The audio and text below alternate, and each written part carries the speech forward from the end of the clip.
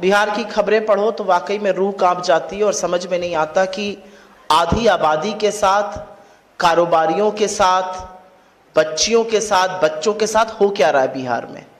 और उस पर अभी मैं डिटेल में जरूर बात करूंगी, आंकड़ों के साथ बात करूंगी, क्योंकि बिना आंकड़ों के हवाई बात करने की ना हमारी आदत है और ना हम लोग तोहमत लगाते हैं। लेकिन आज एक और बड़ा मुद्दा है जो कि दिखा रहा है कि बिहार में हो क्या रहा है। सत्ता में जो काबिज हैं उन्होंने मर्यादा की, उन्होंने नैतिकता की, उन्होंने सार्वजनिक जीवन में लोक लाज की धज्जियां उड़ा दी हैं।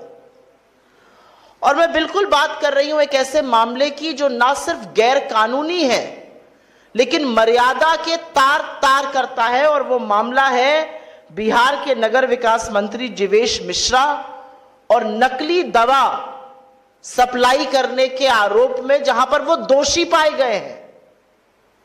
एक मंत्री है बिहार की सरकार में जो शहर का विकास करते हैं वो, लेकिन नकली दवाइयां बना रहे हैं। और नकली दवाई का मतलब है कि आप लोगों के स्वास्थ्य के साथ, परिजनों के जीवन के साथ खिलवाड़ कर रहे हैं, और आप पर आरोप नहीं है, आप दोषी पाए गए हैं। और एक जमाना था जब आरोप लग जाता था तो आरोपी तुरंत अपने पद से इस्तीफा दे देता था, क्योंकि सार्वजनिक जीवन में मर्यादा, नैतिकता और लोक लाज, लोक शर्म से ज्यादा जरूरी कुछ नहीं होता। आज बेधड़क, बेखौफ जीवेश मिश्रा जी जो हैं वो मंत्री बने हुए हैं, उनको पूरा संरक्षण तथा कथित करप्ट डबल इंजन की सरकार दे रही है, और वो निडरता से मंत्री बने हुए हैं। कोई लोक लाज नहीं है, कोई शर्म नहीं है कि आपकी हो सकता है जो नकली दवाइयां थी उससे लोगों की मौत हो गई। और मैं थोड़ा सा रिवाइंड करके इस पूरे मामले की हल्की सी पृष्ठभूमि रख देती हूं आपके सामने, क्योंकि ये वीडियो तमाम, ये प्रेस वार्ता तमाम वो लोग देखेंगे जो डे टू डे आपकी तरह फॉलो नहीं कर रहे हैं। Jeevesh Mishra ji Alto health care private limited जो फार्मास्यूटिकल कंपनी है उसके निदेशक थे। राजस्थान में ड्रग इंस्पेक्शन में पाया गया कि उनकी टैबलेट सिप्रोलिन 500 नकली है, वो गुणवत्ताओं पे खरी नहीं उतर पाई, और इसके चलते वो और उनकी कंपनी दोषी पाई गई। आपकी जानकारी के लिए जिन धाराएं उनके ऊपर लगाई गई हैं उनका जरा सा विवरण कर देती हूं। धारा 16(1) बताती है कि अगर दूसरी सूची में गुणवत्ता पाई ना जाए तो ड्रग नकली मानी जाएगी। धारा 17(a) बताती है कि नकली ड्रग का मतलब यह होता है कि अगर कोई चर्चित ड्रग है उसका नाम चुराकर या उस तरह की बनाकर बिना मानक पे खरे उतरे कोई ड्रग बेच रहा है वो नकली है। धारा 18 बताती है कि निर्माण और बिक्री पर रोक कैसे होती है। कोई भी व्यक्ति ऐसी दवा नहीं बेच सकता जिसकी गुणवत्ता ठीक ना हो, जो नकली हो, या जो गलत ब्रांडिंग से बेची जा रही हो। और इन सब पर वो दोषी पाए जा रहे हैं। असलियत यह है कि इन सब पर दोषी पाए जाने के बाद जिस तरह की सजा उनको हो सकती थी, वो 1 साल से 3 साल के लिए जेल जा सकते थे, 20,000 का उन पर जुर्माना लग सकता था। अन्य धाराओं में वो 3 महीने से 1 साल तक जेल जा सकते थे, वहां पर भी आर्थिक जुर्माना था। जानकारी नहीं देने पर अलग से सजा है, रिकॉर्ड ना देकर जानकारी छुपाने पर 1 साल की जेल या 1 लाख तक का जुर्माना है। लेकिन क्या हुआ? नीतीश बाबू के मंत्री, नरेंद्र मोदी जी के चहेते एक ऐसे व्यक्ति का क्या हुआ? क्या उनको सजा मिली? आपको सुनकर आश्चर्य होगा और यह अगला सवाल जरूर उठेगा कि अगर आपके किसी व्यक्ति से ऐसा हुआ होता तो वो क्या करते। राजस्थान की अदालत ने जीवेश मिश्रा सहित 9 लोगों को दोषी ठहराया, और अदालत ने उन्हें जेल भेजने के बजाय प्रोबेशन ऑफ ऑफेंडर्स एक्ट 1958 के अंतर्गत एक प्रोबेशन ऑफिसर उनके ऊपर रख दिया। कोई निगरानी करेगा उनकी। सुधार की संभावना जब होती है तो जेल नहीं भेजा जाता, एक व्यक्ति उनकी निगरानी करेगा। जुर्माना लगा दिया गया 20-20 हजार रुपए का, और उसके बाद एक ऑफिसर रख दिया गया कि यह निगरानी करेगा और इस अवधि में वो कोई अपराध नहीं कर सकेगा। यह समाज सेवी ऑफिसर कौन है? ये बहुत बड़ा सवाल अभी उठेगा और हम उठाएंगे। लेकिन इन सब में सवाल यह है कि इसका मानवीय पक्ष कहां है, इसका मर्यादा कहां है, इसकी नैतिकता कहां है। अब चीफ मिनिस्टर जी कितना इस मामले को अब समझ पा रहे हैं कि नहीं पा रहे हैं, यह मैं आपके विवेक पर छोड़ देती हूं, मैं व्यक्तिगत टिप्पणी नहीं करना चाहती हूं। लेकिन बाकी लोग तो समझ ही रहे हैं कि मंत्री जी ने क्या किया है और वो बेखौफ मंत्री बने हुए हैं। आप मुझे बताइए, अगर आपके किसी जानने वाले की कंपनी में नकली दवाइयों के मामला पकड़ा जाता और दोषी सिद्ध होता तो ऐसे ही छोड़ दिया जाता प्रोबेशन ऑफिसर डालकर, वो ऐसे ही अपने पद प्रतिष्ठा पर बैठा रहता। किसी की जान से व्यापार करना कहां तक उचित है? और क्योंकि वो मंत्री है, क्या इसलिए वो कानून से ऊपर है? जिन परिजनों ने ये दवा ली, जिनके घर वालों को इससे नुकसान हो गया और संभवतः किसी की जान चली गई, उसका उत्तरदायी, उसको उत्तर कौन देगा? उसकी जवाबदेही कौन तय करेगा? हमारी इस मंच से कुछ मांगे हैं और हमारी पहली मांग है कि सार्वजनिक जीवन में रहने वाले व्यक्ति की जवाबदेही ज्यादा तय होनी चाहिए और ऐसे व्यक्ति को मंत्री पद पर बने रहने का नैतिक अधिकार तो बिल्कुल नहीं है। अगर आप दोषी पा लिए गए, आप नैतिकता से उस पर नहीं रह सकते। असलियत यह थी कि अगर 1 से 3 साल में आपको 2 साल से ज्यादा की सजा होती तो आप सार्वजनिक जीवन से ही बाहर हो गए होते, लेकिन वो नहीं हुआ, आपको प्रोबेशन ऑफिसर दिया गया।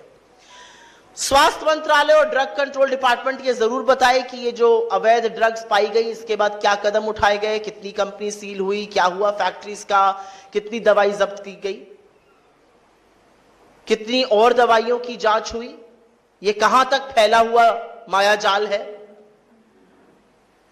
और जैसा कि मैं बार बार कह रही हूं, अगर ये किसी आम नागरिक ने किया होता तो क्या उसके साथ भी यही रुई के फाहे की तरह ट्रीटमेंट होता या उसको जेल में डालकर जवाबदेही तय होती कि तुम्हारी दवाई से लोग बीमार पड़े या लोगों की संभवतः मृत्यु हुई? एक नजीर बनानी जरूरी है, क्योंकि मिलावटी दवा का मामला बहुत संगीन है, बहुत गंभीर है, और खास तौर से तब जब वहां पर एक रसूख वाला, एक प्रभावशाली मंत्री इन्वॉल्व हो और दोषी हो।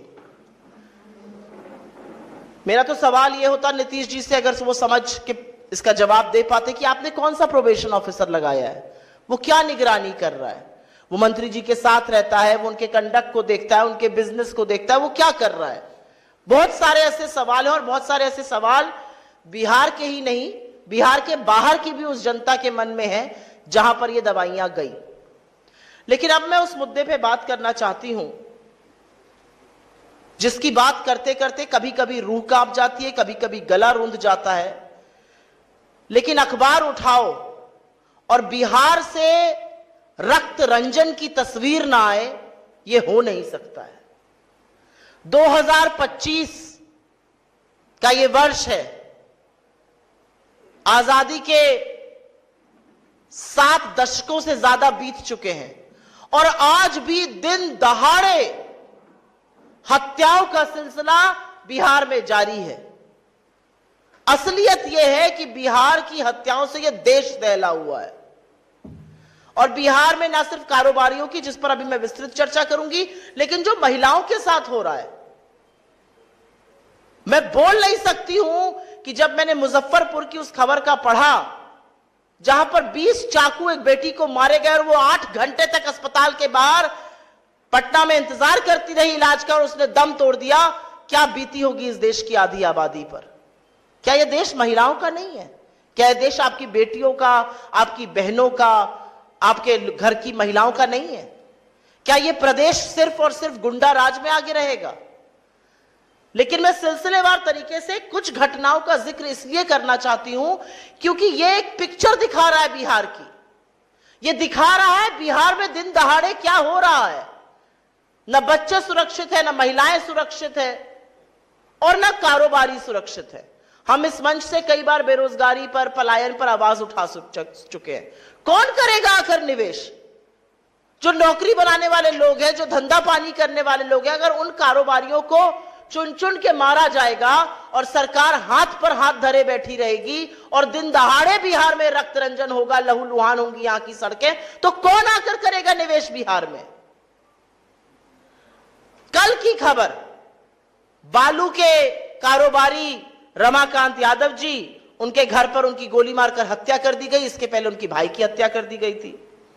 गोपाल खेमका जी, इस केस ने दुनिया भर में यह तस्वीर पहुंचाई है कि बिहार में कानून व्यवस्था पूरी तरह से दम तोड़ चुकी है।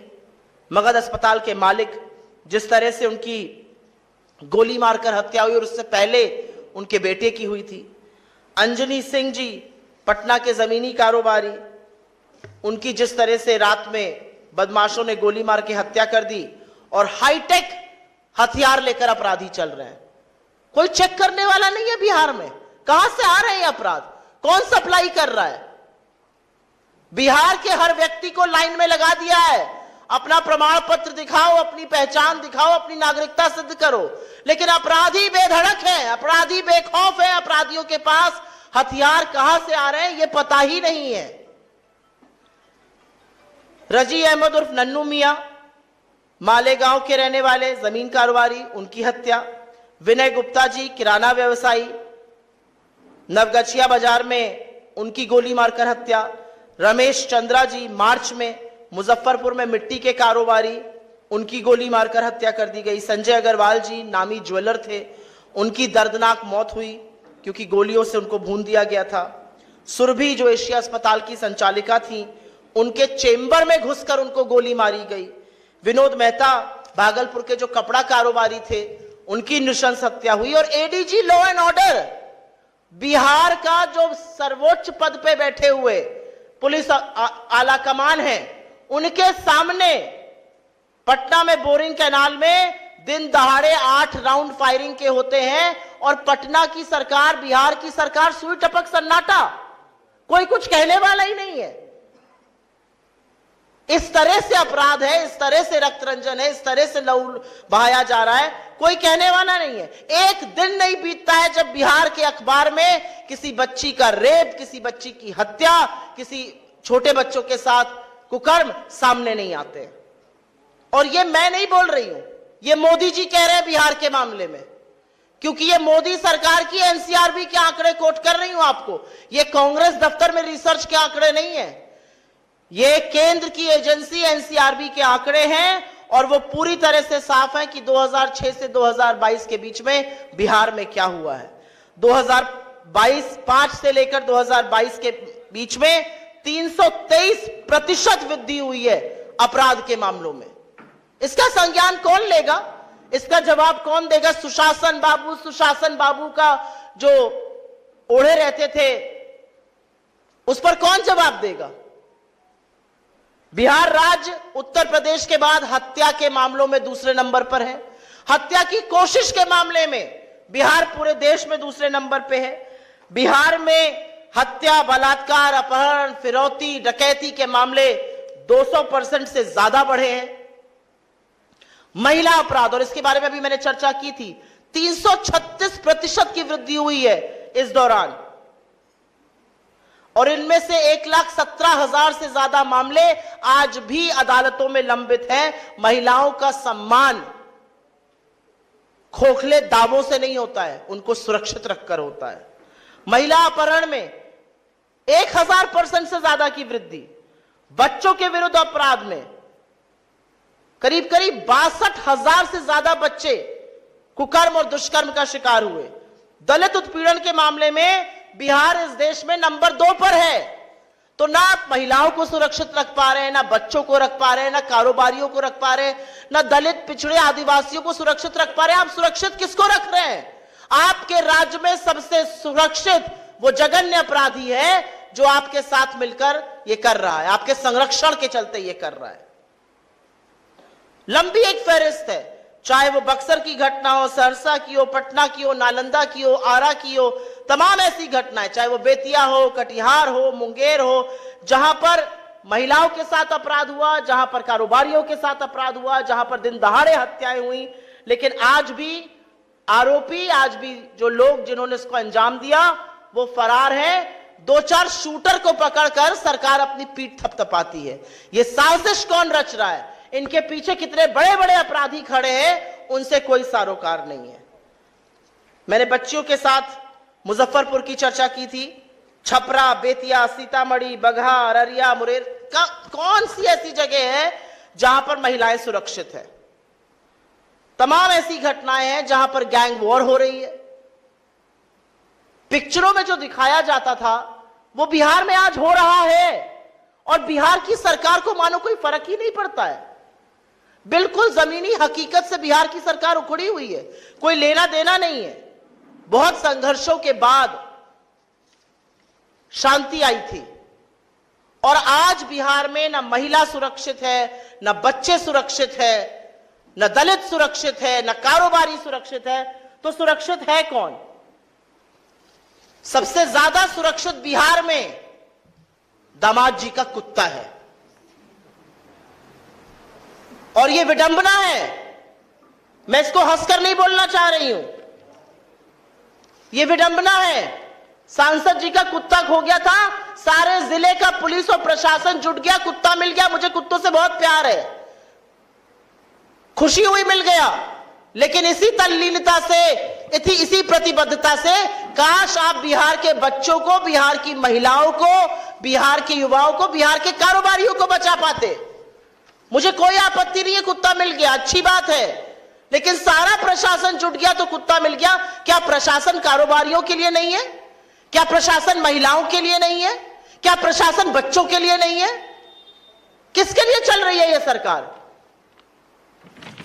यह सरकार कुछ दामादों के लिए चल रही है जिनकी आयोगों में भर्ती है, जिनके कुत्ते खो जाते हैं। यह सरकार उनके लिए चल रही है जो कि लगातार अपराध कर रहे हैं, उनको संरक्षण मिल रहा है, वो दूसरा अपराध करते हैं, क्योंकि सरकार शूटर को पकड़कर अपनी पीठ थपथपाती है। अभी जब मैं बोल रही हूं तो मुझे यह संज्ञान में ला रहे हैं कि आज बीती हुई रात को पटना में किराना कारोबारी की गोली मारकर हत्या कर दी गई। पटना बिहार की राजधानी है, और पटना की सड़कों पर गोलियां ऐसे चल रही हैं जैसे बच्चे कॉल ऑफ ड्यूटी गेम खेल रहे हो वीडियो पे। ये कैसे स्वीकार्य है, और ये कैसे माना जा सकता है? और सुशासन की जो बात करते हैं वो बताएं कि बिहार जो है वो अपराध और रक्त रंजन से क्यों भर चुका है। सीधी बात यह है, आप लोगों के सवाल का इन दो मुद्दों पर मैं स्वागत करती हूं। जीवेश मिश्रा जी का दोषी पाए जाना और पूरी बेशर्मी से उनका मंत्री बने रहना, और जो रक्त रंजन बिहार में हो रहा है, आप लोगों के ऊपर क्या बीतती है मैं ये सोच सकती हूं। क्योंकि जब हम दिल्ली या कहीं और रहते हैं और लगातार ये सिलसिला जारी है खबरों का, तो जरूर लगता है हो क्या रहा है बिहार में। एक सवाल था कि अभी आपने जीवेश मिश्रा जी की जो नकली दवाई बनाने के ऊपर आपने आरोप लगाया, आपने अपनी बात स्टार्ट करने से पहले आपने बोला कि आप लोग जो है आंकड़ों पे बात करते हैं। क्या आपके पास आंकड़े हैं कि उनकी दवाइयों से कितने लोग प्रभावित हुए, कितने लोगों की मृत्यु हुई है? मेरे पास ये आंकड़ा नहीं कितने लोग प्रभावित हुए हैं, लेकिन अगर कोर्ट ने उनको दोषी पाया है, ये सवाल तो देखिए तभी उठ जाता जब वो आरोपी थे।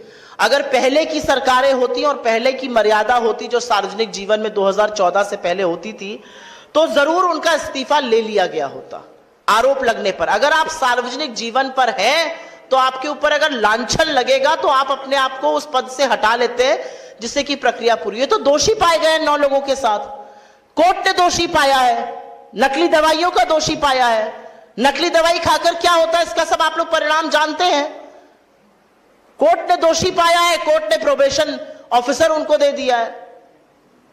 बंदी के दौरान जो महिलाओं के साथ राजद कार्यकर्ताओं के द्वारा एम्बुलेंस के साथ 1990 के दशक याद दिलवाया गया, या स्कूटी पर जा रहे महिलाओं के साथ हाजीपुर में उनके साथ हुड़दंग किया गया, हुर्रे की आवाज आई। तो ये महागठबंधन की सरकार आने 2025 की बात होगी, इस चुनाव की बात होगी, बिहार में जो बेटियों के साथ हो रहा है उसकी बात होगी। और इसलिए होगी क्योंकि बिहार में आंकड़े चीख चीख कर एक तस्वीर बता रहे हैं। बिहार में महिला अपराध के जो आंकड़े हैं उसमें कुल 2,21,729 महिलाएं जघन्य अपराध की भेंट चढ़ी हैं। अदालत में जो मामले लंबित हैं वो 98% है। मेरा अपना मानना है कहीं पर भी महिला हो, उनकी रैली में हो, हमारी रैली में हो, सड़क पे हो, संस्था में काम करती हो, महिला सुरक्षा सर्वप्रथम है, उसको प्रायोरिटी बनानी चाहिए। मेरी सार्वजनिक जीवन में हर कार्यकर्ता से, हर व्यक्ति से अपील है, देश की आधी आबादी को सुरक्षित बनाने का काम सिर्फ आधी आबादी नहीं कर सकती है, आपको भी उतना ही करना पड़ेगा। अगर कोई ऐसी घटनाएं हुई हैं तो बिल्कुल गलत है, नहीं होनी चाहिए, लेकिन आंकड़े जो बिहार की तस्वीर बता रहे हैं, और सवाल सत्ता से पूछना हम कब शुरू करेंगे? जब सत्ता से सवाल पूछो तो प्रत्युत्तर जरूर आता है, जवाबदेही तय नहीं होती है। सत्ता आपके पास है, संसाधन आपके पास है, पुलिस आपके पास है, प्रशासन आपके पास है, अस्पताल आप चला रहे हैं, और बेटियां 8-8 घंटे अस्पताल के बाहर दम तोड़ रही हैं। प्रशासन और पुलिस आपके पास है, दामाद जी का कुत्ता ढूंढ लिया जाएगा, लेकिन बेटी को न्याय नहीं मिलता है। इसलिए सत्ता से सवाल, जब चुनाव के मुहाने पर आज हम आए हैं तो सत्ता को कटघरे में खड़ा करके सवाल पूछना जरूरी है। आपने बेटी की बात कर रही है, मुजफ्फरपुर वाली जो पीड़िता थी, लेकिन एक समय था जब शुरुआत में कांग्रेस उस आवाज को काफी ज्यादा बुलंद की थी, लेकिन अब धीरे धीरे कांग्रेस भी शांत हो गई। मुझे नहीं लगता हम शांत हो गए। मुझे लगता है कि दो पहलू होते हैं किसी भी चीज के। किसी भी पीड़ित परिवार को आप सिर्फ पीड़ित परिवार बनाकर उसके बारे में चर्चा नहीं करते हैं। जो संवेदनशील लोग होते हैं वो ये भी समझते हैं कि वो पीड़ित परिवार, उसमें पिता है, उसमें माँ है, उसमें भाई है, उसमें संभवतः और बहनें होंगी, वो कितनी दहशत में हैं ये समझना भी जरूरी है। और संवेदनशीलता से हो सकता है बात थोड़ी धीमे स्वर में की जाती हो, लेकिन ये बहुत बड़ी बात है। आप बिहार की बात कर रहे हैं, इसकी चर्चा दिल्ली और महाराष्ट्र के, मैं मुंबई में थी हफ्ते भर पहले, और जब वहां पर महिलाओं की बात शुरू हुई तो लोगों ने इस बात का जिक्र किया, और मैं इस बात को कतई स्वीकार नहीं कर सकती हूं कि एक बच्ची का पहले रेप होता है, उसके ऊपर जानलेवा हमला किए जाते हैं, एक बार नहीं 20 बार, उसको घंटों तक पटना नहीं लाया जाता है। और आपको पता है क्यों नहीं लाया गया? यहां पर मान्यवर की रैली थी, और उसके बाद वो अस्पताल के बाहर 8 घंटे एम्बुलेंस में रहती है।